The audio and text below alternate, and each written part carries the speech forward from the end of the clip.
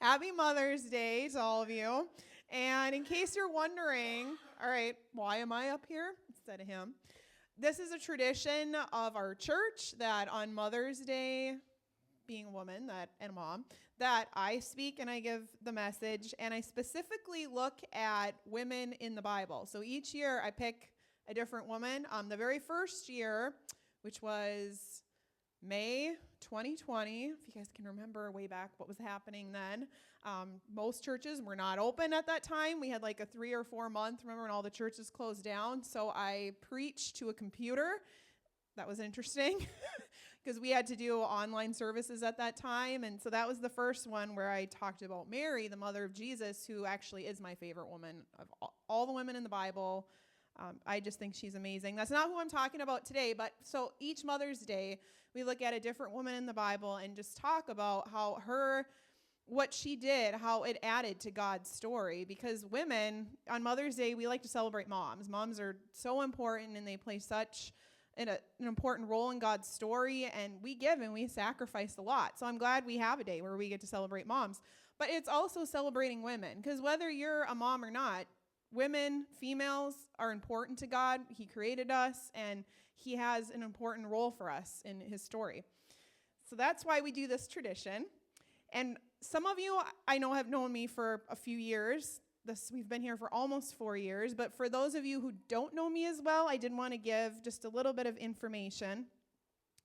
I help lead the children's ministry in this church. So right now the kids are downstairs, and for a while, I was doing it pretty much every Sunday, which was fine. But now that I have a full-time job, it was starting to get hard where, working 40 hours a weekend, doing that every Sunday was getting a lot to juggle. But we have had some people who, felt called, like, hey, this is something I could help with, I can invest in. So it's nice to have some people who do it other weeks, like Madeline is today, and then I will do the children's ministry other weeks. But that's something I'm really passionate about. I grew up in a church that had a really strong children's ministry, and it's so important when they're young to teach them about God, because there's actually statistics that show that if you teach somebody about God before the age 18, they're much more likely to live for God as they grow up. Now, obviously, you can be an adult and still choose to live for God. I'm not saying that's impossible, but there is something to be said that if you teach them during their formative years about God, that really can just set them down the right path of, following Jesus. So that's why I'm so passionate about it. As most of you probably know, we have 3 kids. So working full time, having 3 kids, I'm busy and tired. And I was a stay-at-home mom for about 10 and a half years. And then I started subbing. After all my kids finally got in school, I'm like, yes, the golden years, I like to refer to them as, where I'm at home, all my kids are at school, and I could just enjoy some peace and quiet.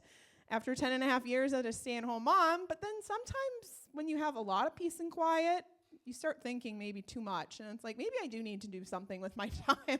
And so I started subbing, and I mostly subbed right here at YME about 1 or 2 days a week, sometimes more, and then I subbed about once a month at Central Minnesota Christian School in Princeburg, because at the time we had 2 kids attending school here in Granite Falls, and we had one of our kids going to school in Princeburg. So I mostly subbed here, but I went there a little bit.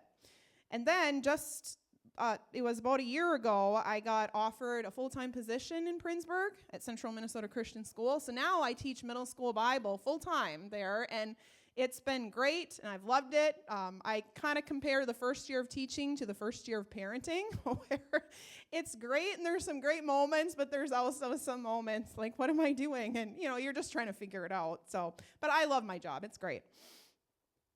My husband has told me that I'm a little long-winded when I preach, so in love, but so I am going to keep that in mind. I also had a student, one of my students just recently in the last month, he told me that he was in the bathroom, so my classroom is about 2 classrooms away from the bathroom in the middle school hall, and he comes back into my classroom, and he's like, I could hear you talking all the way in the bathroom, and I'm like, all right, well, then there shouldn't be any problems as far as, like, you heard what I said, you know the directions, then I guess you should know what to do, right? Because I said it loud and clear. But the students like to joke around that I'm the loudest teacher in middle school, which may be true. I don't know. So today we are talking about somebody in the Bible that actually is not given a name, which I've never done this before. I've talked about Mary, I've talked about Hannah, I've talked about Esther in years past, but it's a particular story where this person is not actually given a name. But it's an incredible story with an incredible message. But before I say who it is, I did want to ask you, how many of you have had to wait a really long time for something? I'm not going to call on you, so you don't have to be scared to raise your hand. Just anything. Like you've had to wait a really long time to the point where your patience was getting like the best of you. Like, I can't take this anymore. Anybody? I'm going to share a couple examples really quick. So one thing is one time I went to urgent care when we lived in Wisconsin, and I don't even remember what it was for, but something. Years back, and I'm thinking, okay, you know how urgent care is first come, first serve? So I'm like, all right, I'm going to wait. Hopefully the wait's not too long. I was waiting for 3 hours, which I don't know, I didn't expect it to be that long, and I'm just like, that's a long time to wait. And then I went to urgent care. When we moved here, I went to urgent care in Marshall at the Avera clinic there. Like, please don't be 3 hours. It was like 15 minutes. I'm like, wow, this is awesome. So it's nice when it works out that way, but when you have to wait 3 hours, I mean, I get it. That's what urgent care is first come, first serve, but that's not fun. It's not fun to wait for 3 hours. And then another different clinic in Wisconsin, our son was really sick. I think he had the flu, and people can get dehydrated if, things are coming up and it keeps happening and you can't get it to stop. So we're taking him in because I think he's really dehydrated and he's going to have to get like an IV or something. So I took him into the emergency room. Guess how long we waited to see a doctor? He was 3 years old. 8 hours. 8 hours. Like, it was the hardest 8 hours. I was just sitting there, and with a 3-year-old, I mean, that's really challenging. A 3-year-old boy who isn't feeling good, and he was kind of going in and out of it. They had one doctor, and they were just overflowed. And so I don't say that to say anything bad about any of those clinics, but just to say it's hard. It's hard to wait. Now, on the other hand, isn't it nice when things work out when we don't have to wait? And I can give a couple examples of that. So I went, for those of you who don't know, Jim and I met at North Central University. And when I was getting ready to go to college, he was a senior, I was a freshman. I guess he liked to pick on the younger ones.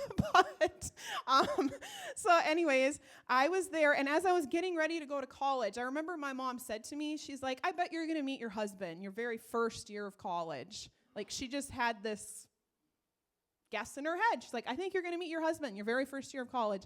And I'm thinking, no, I don't think I'm going to. I just had this idea in my head that I probably won't get married till I'm in my 30s. Like, I'll probably be single for a while. Not that that's what I necessarily wanted, and not that there's anything wrong with that. I just didn't think I was going to meet the right person that soon. And so I'm like, no, I won't. I'll graduate from college not having met my husband, and I'll work for a while, and then maybe someday, hopefully, I'll meet the right person. But I met him my freshman year, and by 20 years old, by the time I was 20 years old, we were getting married. So that happened really quick, and the wait was really short, which I was not expecting. When I was subbing, as I told you, it was kind of getting to a point after almost 2 years where I realized, okay, I think I need to get a full-time job. Like, subbing's been great, but I kind of need something that's a little more consistent as far as my hours, and just for many reasons, I think I'm going to need a full-time job. And I was kind of getting to that. And so I was praying to God, saying, God, I really need a full-time job, and I need one that will work for our family.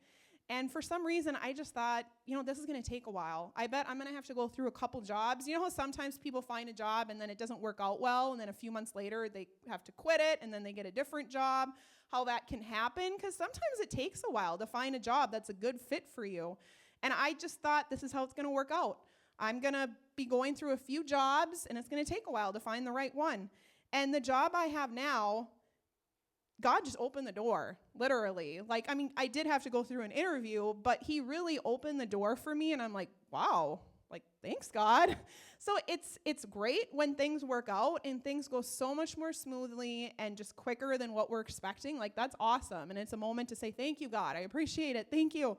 But it really is not fun when we're in that boat of why did this have to take so long? Or why hasn't this happened yet? Something we're praying for and it hasn't happened. And we're sitting there wondering like why and doubting God.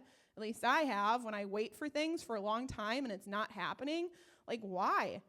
So that is the basis of what we're going to be reading about. So you probably have heard this story, but if not, it's only 6 verses. So that's kind of nice. It's a short story. The person we're going to be reading about is the woman who had bleeding problems for 12 years. And there's actually, if you look at the Gospels, there's more than one account. The first 4 books in the New Testament, the stories sometimes repeat themselves because it's different people sharing the same story. So if something happened in church today, it's like you could give your perspective of how church was today. Another person could give their perspective. You're sharing the same story, and it would be similar, but it's from different perspectives. And that's what the Gospels are, the first 4 books in the Bible, that it's just from different perspectives, but the same story. So I'm going to read the 6 verses. It's very short. So in Luke chapter 8, verses starting at verse 42 through 48. All right, so as Jesus was on his way, he was actually on his way to do something else. He was already on a mission going somewhere else. The crowds almost crushed him. So there's all these people around him. And a woman who had been subject to bleeding for 12 years, but no one could heal her. She came up behind him and touched the edge of his cloak, and immediately her bleeding stopped. "Who touched me?" Jesus asked. When they all denied it, Peter said, "Master, the people are crowding and pressing against you." Jesus said, "Someone touched me. I know that power has gone out from me." Then the woman, seeing that she could not go unnoticed, came trembling and fell at his feet. In the presence of all the people, she told why she had touched him and how she had been instantly healed. Then he said to her, "Daughter, your faith has healed you. Go in peace." Very short story, but it's a good one. And so what can we learn from this woman? 12 years. I thought waiting in the urgent care for 3 hours was long. And I thought waiting in the emergency room for 8 hours was long, which it was. But sometimes we wait a really, really long time. 12 years of having this health problem, and that's rough. So what can we learn in this situation? And there's 3 things that, as I was reading this and studying it, that God really just pointed out to me. And the first thing is don't give up hope. And I think, I'm just personally speaking, sometimes it can be really easy to give up hope when we are praying for something and we are praying for something and nothing seems to be changing. Like, it's like, God, do you hear me? Do you hear my prayers? Because it sure doesn't feel like it. Like, I've been there where we know God hears us, but it doesn't always feel that way. Some things that I thought of that I think are common things that people can start feeling hopeless about. One thing is finances. I know some people where their finances just got in a bad place, and once that happens, it can be really hard to get out of it. You know, people get in debt for different reasons, and it's hard. It's hard to get out of that, and you feel stuck. Like, this is my life. This is just going to be my life. I'm always going to have money problems. People get stuck in that. Marriage.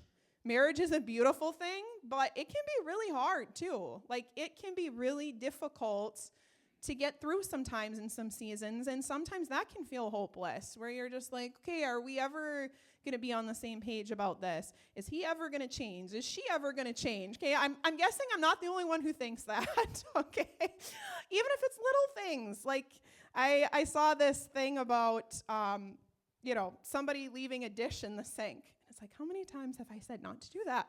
And I know that's a small thing, but, there can be bigger things where sometimes people don't always see eye to eye, and it's like, how is this ever going to change? Or I know some people, so I'm 39, and I know some people that I went to college with that they're not married, they haven't been married, and they really want to be married. Like, that was a desire of their heart, was to get married and to have children, and it hasn't happened. And a lot of these ladies who are my age, kind of feel like, okay, my biological clock is not endless. It's like I want to have kids, and my time, I feel like, is running past my life. Like, that's a hard boat to be in. You're sitting there waiting and praying for the right person, and you don't feel like they're coming. It's like, well, I'm getting older and older, and Birthdays are hard for them because I'm 1 year older and I'm still not married. Like that is a hard thing to endure if you want to be married and it's not happening. Children. This can go either way. We can have children where maybe they're not serving God. Maybe they did grow up in church, or they're just kind of going astray. And as a parent, you're doing everything you possibly can, but you feel hopeless about it. Like, what is it going to take to help turn my kid around? Like, I'm praying for them. I'm doing the best job I can as a parent, but you just see a child going in the wrong direction, and that's hard, and it can feel really hopeless. Broken relationships, whether that's friendships, family, divorce, it can be any of those, addictions, health issues. Living with something long-term is difficult, right?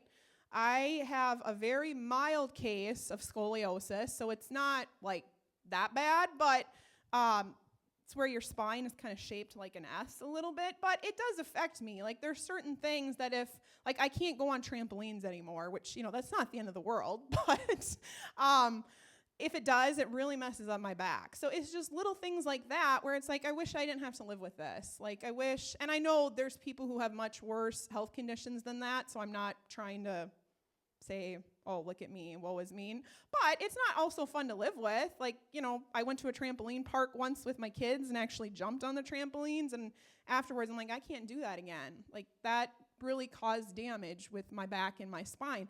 So sometimes, it'd be nice to be healed, and I believe God heals, but it doesn't always happen for reasons we don't always understand. Like, sometimes we see people get healed and sometimes we don't, and then you're praying for healing and it hasn't happened. That's hard. Unfulfilled desires of the heart, whatever that might be. And the last one I mentioned, and this is a big one that I'm going to give a personal example for, is mental health. So specifically talking about anxiety or depression, that can be really difficult. If anybody who has really struggled with anxiety or depression, that's a hard thing to live with. And what I've noticed is it's kind of like a roller coaster where sometimes people are doing really good and they feel like, okay, I've gotten things under control, I'm doing better, and then all of a sudden something happens where it causes a dip, and then they feel like, this is where I was months ago or years ago. How did I get back in this place? I thought I was doing better. And it's hard too, because unfortunately, I've heard Christians, some Christians, not all Christians, but some Christians say really mean things to people who struggle with anxiety or depression, just being like, well, you just need to pray more. You just got to have more faith. And that's not at all what it's about. Like, anxiety and depression are a real thing, and it's a thing where as Christians, we can put our arms around people and say, you know what? I care for you, and I'm with you. I'm here for you. Instead of telling people to pray more, because, somebody could tell me to pray for more because I have scoliosis. That's not necessarily, it's just something that, sometimes needs to be changed, that it's like, it's a real thing, and sometimes it can be a hereditary thing. I used to go to a Christian doctor, and he was telling me how there's scientific evidence that depression and anxiety can be hereditary, that it can run through a family. So I have such a heart for people who struggle with either of those things, because I've been there, and I'll be sharing that. So, not giving up hope. How do we know she didn't give up hope? Well, it says that in there, nobody could heal her. So obviously she's tried. So when we get in these situations where it's like, hey, I want to meet someone, I want to get married, or I'm really struggling mentally, we're trying to find ways to help ourselves, right? So my personal example is about 10 years ago, I went through some really bad anxiety, and it was kind of like this, where I would be doing fine for a while, and then all of a sudden it would take a dip, and I'd be doing really bad to the point where it was hard to function. And some of the things that I did is somebody suggested being on an antidepressant.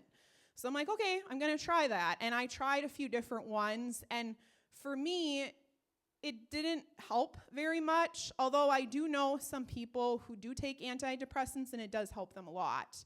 So I think depending on, if it's like a chemical imbalance, or sometimes it's just something in our minds that we need to get through. So I'm not against antidepressants. I think they do help some people, but for me, it wasn't helping me. That was just my experience. And so I was getting counseling, and I remember it got so bad that I was having problems sleeping. Like some nights I literally wouldn't sleep at all. Like, I'm not exaggerating, like 0 hours of sleep. And I had a 2-year-old at the time. You know how hard it is to take care of a 2-year-old when you've had no sleep? It's a nightmare. Like, it's really hard. And I remember going back to the doctor's office and just saying, okay, my anxiety is not getting better, so now I need some sleeping pills because I'm not sleeping at night. You know how there's different prescriptions for sleeping pills? So I started getting those. So it's like if I could just sleep at night, that would help. And it wasn't working, or maybe I would just sleep for 3 hours, which, when you have a 2-year-old, 3 hours of sleep, not quite cutting it. And so I had been down that path. So I sympathize with this woman, even though our problems are not the same, where she kept trying different things. And it's like, this isn't working. But the fact is that when we get in these circumstances and we feel like, okay, it's hopeless. Like, I might as well just give up. Like, this is hopeless. That's an easy place to get to. But that's the one thing that God doesn't not want us to do. Like, don't give up. As long as we have Jesus, we always have hope. I'm sure after 12 years, her hope had to have been crushed. I don't know how it couldn't have been. But that's the one thing that we have to just carry in our hearts, that as long as we have Jesus, there's always hope. Because here's the thing with my scoliosis. Even if I'm never healed in this lifetime, and I always have to live with this my entire life, I have the hope of when I get to heaven, I'm going to be healed. So, I have that hope. I will not have this my entire life. And like I said, it's really a minor thing compared to what some people live with, but it does affect me. And it's the same thing with anything, whether it's relationships, mental health. We want to see things changed in this lifetime, and I believe that God can do it. But at the very least, we have the hope that there will not be brokenness in heaven. There will not be pain in heaven. So it's worth holding on to. I did want to point out one verse, Proverbs 13:12. I'm not going to hop around in the Bible too much, but this is actually a verse that I have turned to many, many times. Proverbs 13:12 that says, "Hope deferred makes the heart sick, but a longing fulfilled is a tree of life." So what that's basically saying is when we keep hoping and something isn't happening, it makes us discouraged. Like the Bible is illustrating it as making your heart sick. I think it does mentally mess with our heads and our hearts when we pray for something and it's not happening. It makes us doubt God. It makes us doubt his goodness. I'm not saying, we should do that, but I think that's where our minds go, is we start to doubt God. And it's like, are you really good? Because I've been praying for this. Like, why wouldn't you want me to be healed? Why wouldn't you want my child to go down this path? Maybe there's a child who's headed down, drugs or depression. And it's like, why wouldn't you want to help my child? And he does. But we can't see the big picture of what's happening. And so it's like we have to hold on to that hope. And then when we do see something happening, it's like our faith increases, right? So when I was praying for this job, and I really thought this was going to be a long road, and it doesn't going to take forever to find the right job. I'm probably going to have to go through 4 jobs before I don't know why I thought that, but I just did. And it's like, oh, he gave me the job that was perfect for me, and he opened the door in the perfect timing. So, and then my faith increased, like, wow, God, you're amazing. So we have to remember in those times where we feel hopeless that God is there, he does care, and we can't give up. Okay, so that's the point number 1. Point number 2 is we can learn from this woman that she didn't care what other people thought. Now, as a middle school teacher, I see this all the time. And I was like this in middle school too, so I'm not like judging my middle schoolers, but they greatly care what other people think about them.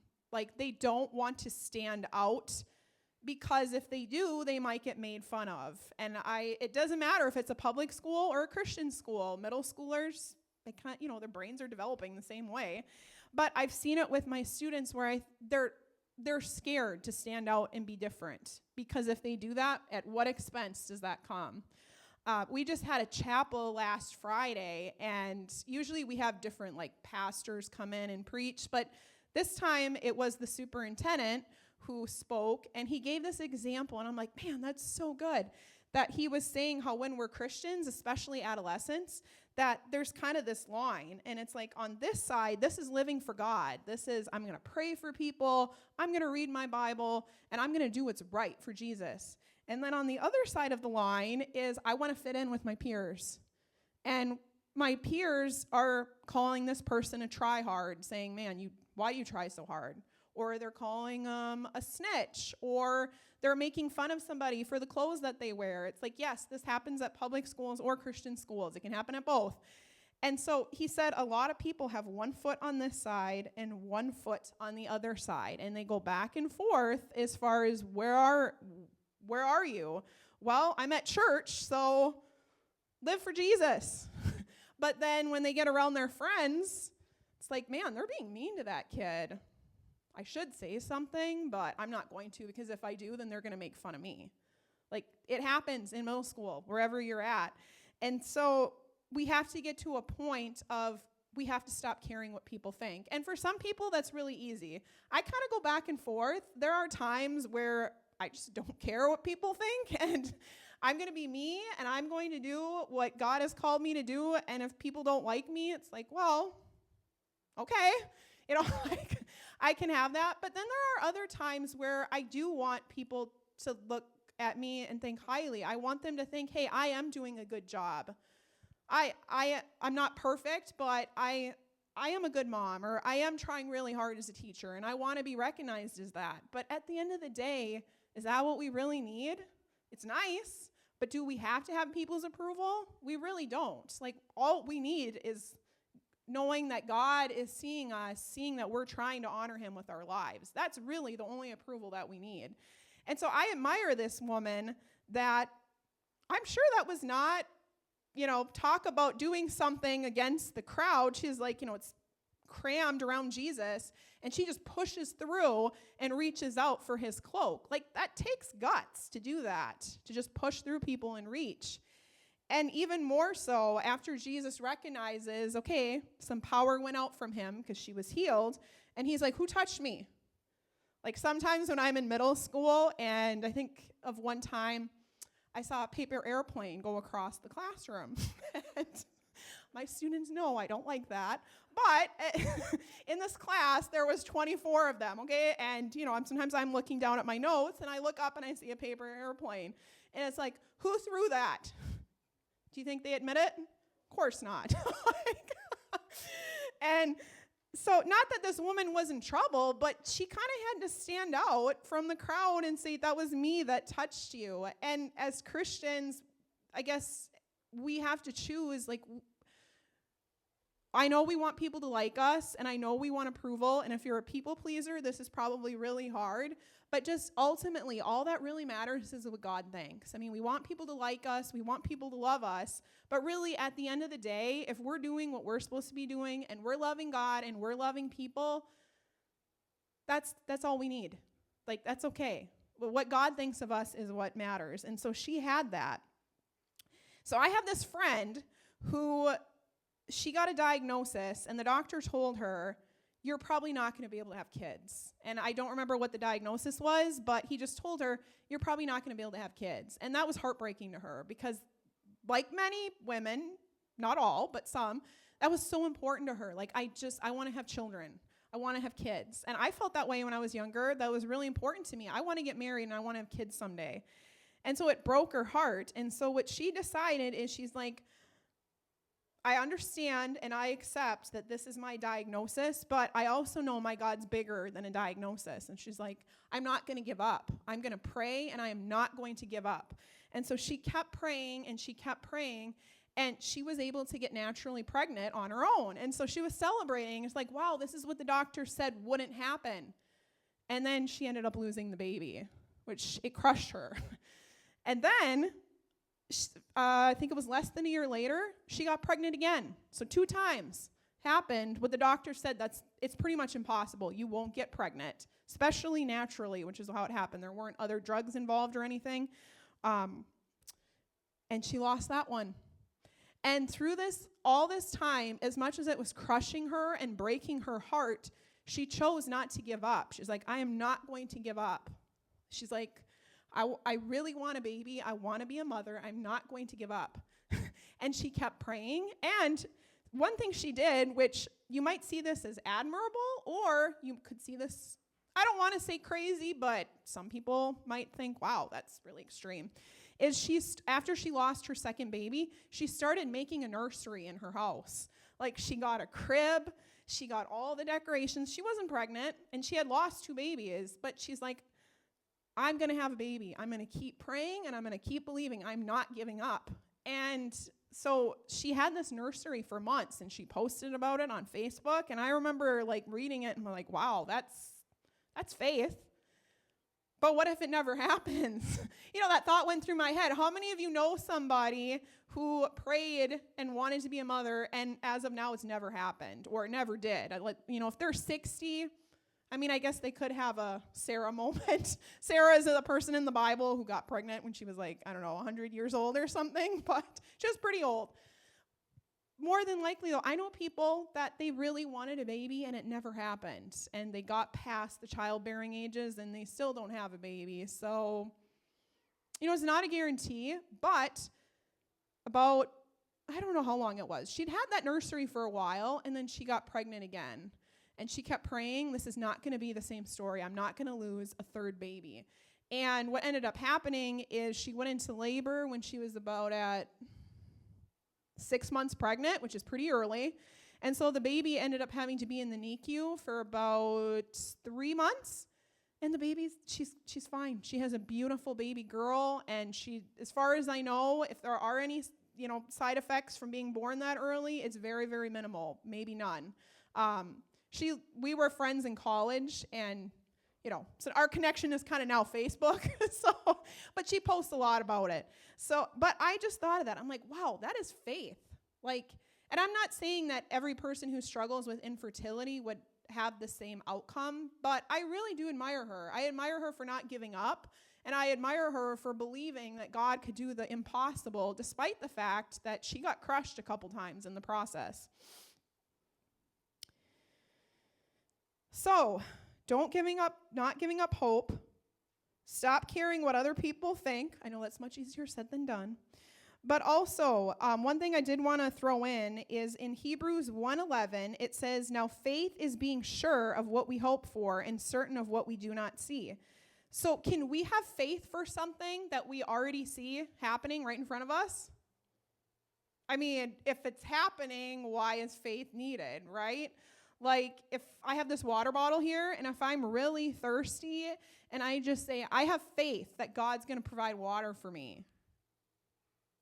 It's right there. Yes, he did provide, so I'm going to acknowledge that, but I can see it. It's right there. So I don't think that takes much faith when it's right in front of me and I can see it. It's like I have it. But let's say there is no water and there's no water anywhere. We don't have water coming out of the faucets, and it's like, I'm really thirsty. God, please provide some water for me. It's a lot harder to believe when you can't see it. And that's what faith is. Faith is believing for something we have not seen yet. Now, if we're praying for a new car, I understand we do need cars. And if you're praying a need, hey, God, I need a working car. Mine broke and I do need to get to my job. That's fine. But, sometimes, have you ever met somebody who they go a little off with their prayers to the point where it's like, is this really a need, or is this just this would be nice, where it's praying to be wealthy or praying to get a brand new car, not just a working car, but a brand new car. And so, keeping our prayers in check, it's are the things that we are praying for things that God cares? I shouldn't say that God cares, but it's if we're just praying for earthly things that are going to come and go like that, it's where's our heart at, I guess? But, the desire to have children and want to leave a legacy, God created us to have children, and to reproduce. He made humans that way. And so it's okay to pray for that. And the last thing I did want to talk about is, and this is one that I think can be really hard, not giving up hope, choosing what people, like, okay, I'm not going to care what people think. And the last one being is she chose to move.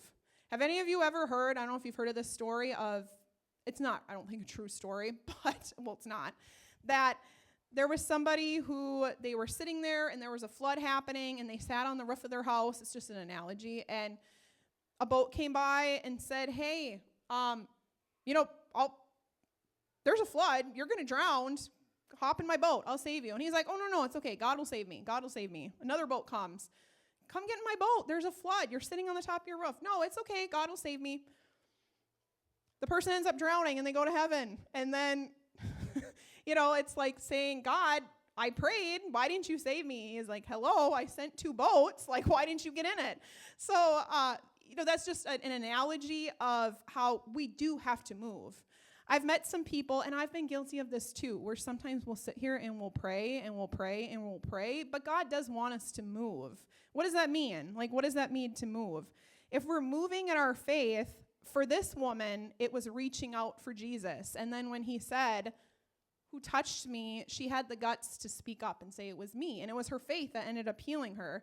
So how we move in our faith is when we're at a restaurant, praying for your food. That takes faith. I know that seems small, but if you're with a group and you pray for your food, there might be some people who look over at you. Just like, oh, okay. That's an act of faith. Forgiving somebody. That's really hard. Even in the last year, there have been things that have happened that God's really stretched me, like, you need to forgive this person, especially if the person isn't really sorry for what they did. That's the hardest. When they don't recognize that what they did, how badly it hurt you. Forgiveness, that's moving. God, I'm choosing to forgive this person today, not because they deserve it, but because God has forgiven us. So if God has forgiven us for everything that we've done, we can choose to forgive somebody else. That's moving in faith. And the biggest thing is our comfort zone. I once heard this pastor say, I went to a conference and he was saying, we can be comfortable or we can be brave, but we can't be both. You're either comfortable or you're brave, but you can't be both. And what that simply means is that I think that sometimes being comfortable can be an idol, honestly, in America, because we're all about how can I make my life more convenient? How can I be more comfortable? And it's like, well, it's a small example, but those little pods that you can put in a dishwasher? When those first came out, I'm like, this is awesome. It's something so small, but instead of having to do all the soap and measure it right, just throw a pod in there and call it a day. And I know there's been kind of mixed reviews about those things, but that's an example of wow, this is so convenient. Having a dishwasher, it's so convenient. There's things in our lives, and it's okay. It's okay to have comfort. I'm not saying that, I really like decorating my home and making it a place that feels comfortable and at home.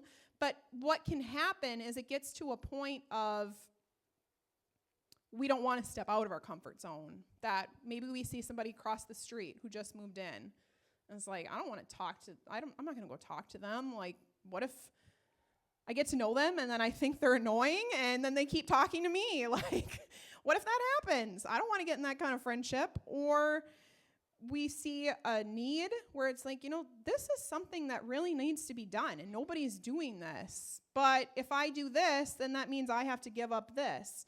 That God wants us to get out of our comfort zone. And most of the time, when God does things, it's when we've chosen to move. Think of Peter when he stepped out of the boat. If you know that story, he had to step out of the boat and go towards Jesus. When Jesus was walking on the water, if you know that story, he had to step out of the boat. That's faith, and that's moving. For this woman, she had to choose. If she just, think how this story would have ended if she just would have sat on the side and she saw Jesus come by in the crowds and be like, oh, there he is. God, please heal me. She chose to move and reach out for him. So sometimes God he does want us to move. And I don't know what that means to you. What it means to me and what it means to you might be different. For me, I know I have to practice forgiveness pretty much every week because middle schoolers, they can be really funny. They can be really fun, but they can also say some things that are that's mean. Why would you say that? And I have to choose to forgive, or else I'll go crazy. So And for you, that could be doing something where it's like, you know what? I loved when we had the missionaries here a few weeks ago. And do you remember, for those of you who were here, they were saying the theme was come to the table. Who could I invite into my home? Yeah, getting to know somebody new is not comfortable, but that's sometimes what we need to do, and what God wants us to do is to take somebody in. And so I just wanted to say a quick prayer, and I just really felt that God really wanted me to share a message about not giving up hope. And looking at this woman, and I think we live in a world where it's really easy to give up hope. I do, really. Like, it doesn't take much to give up hope. And so I'm going to pray, and if you want prayer afterwards, I am willing to pray with you. But as we celebrate Mother's Day, if there is anybody in here where there is a deep hurt, and maybe you're not even sharing that with anybody, just know that God cares, and he does see you. That don't give up. We have to let go of what others think, and we have to move towards God, because that's when the miraculous happens. It does. Thank you, God, for this day, and I thank you for everybody who's here. Lord, thank you for all the times that you have just provided for people, that sometimes when we think things are going to be hard, and then it turns out that you open the door, and it's like, wow, this is a God moment. Thank you for those moments. We always want to be thankful when we see the hand of God moving, but sometimes we don't see your hand moving, even if it is. It's hard to see it. I pray for anybody in this room who might feel hopeless, that today you would meet them, that you would just give them peace, and that you would help them just be guided towards you. We thank you for all the women in this room, and what a blessing women are to just life and your idea and your story. Bless everyone here today. Help them to have a great day. Amen.